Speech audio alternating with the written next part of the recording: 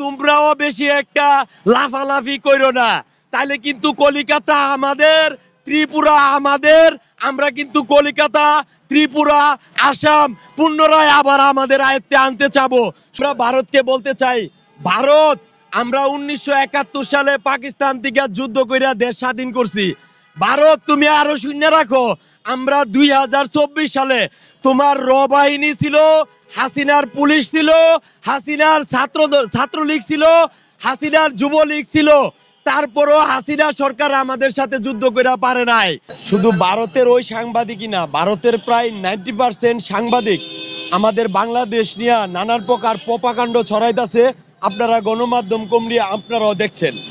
আপনারা দেখছেন যে বিগত খুনি হাসিনা সরকার ক্ষমতা থাকাকালীন অবস্থায় হাসিনার মাধ্যমে ইন্ডিয়ান সরকার বাংলাদেশকে তাদের একটি অঙ্গরাজ্যের হিসেবে ব্যবহার করা হয়েছে।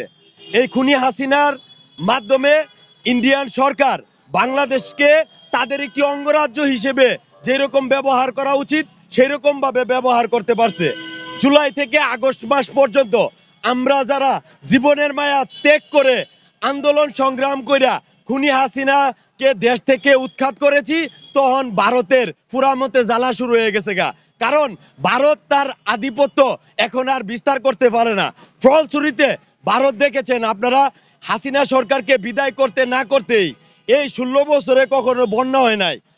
রয়ের সহযোগিতায় হাসিনার জ্বালা ফুরানিতে, মানে হাসিনার মাধ্যমে যে বাংলাদেশ বুক দখল করতো ইন্ডিয়া, যখন হাসিনাকে আমরা দেশ থেকে বাধ্য করেছি, এই বুক দখল যখন ইন্ডিয়া করতে না পারে, তখন ইন্ডিয়া পরিকল্পিতভাবে, অত্যন্ত সুপরিকল্পিতভাবে বন্যা দিয়ে আমাদের বাংলাদেশের মানুষকে বিপুল পরিমাণ ক্ষয়ক্ষতি করেছে এবং বাংলাদেশের মানুষকে একটা মারার গভীর ষড়যন্ত্র করেছে। আপনারা দেখেছেন যে ভারতীয় প্রায় 95% গণমাধ্যম আমাদের বাংলাদেশকে নিয়ে নানান প্রপাকাণ্ড ছড়াচ্ছে। বিশেষ করে হিন্দুদের মধ্যে, হিন্দুদেরকে ব্যবহার করে হিন্দু মুসলমান একটা দাঙ্গা বাজানোর চেষ্টা ওরা প্রত্যক্ষ ও পরোক্ষভাবে করেছে, তারা সফল হইতে পারে নাই।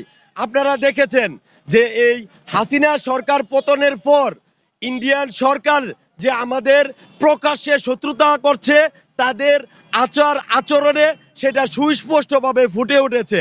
ইন্ডিয়া চায় না বাংলাদেশ স্বাধীনভাবে, বাংলাদেশ মুক্তভাবে আমরা আমাদের বাংলাদেশের যে একটা মৌলিক অধিকার, বাংলাদেশের মানুষের যে একটা গণতান্ত্রিক অধিকার, সেটা আমরা মুক্তভাবে পাই, সেটা ইন্ডিয়া চায় না। ইন্ডিয়া চায় না বিদায় হাসিনা যখন দেশ থেকে পালাইছে, তখন ইন্ডিয়া যখন তাদের আধিপত্য আর বিস্তার করতে পারে না, তখন তারা নানানভাবে গণমাধ্যমের মাধ্যমে, এমনকি বৈদেশিক লবিং এর মাধ্যমেও তারা সর্বোচ্চ চেষ্টা চালাচ্ছে বাংলাদেশের বিরুদ্ধে প্রপাকাণ্ড ছড়ানোর। আমরা ইন্ডিয়াকে বলতে চাই, ভাই, ইন্ডিয়ার মানুষের প্রতি আমাদের কোনো দুর্বলতা নাই, কোনো শত্রুতাও নাই।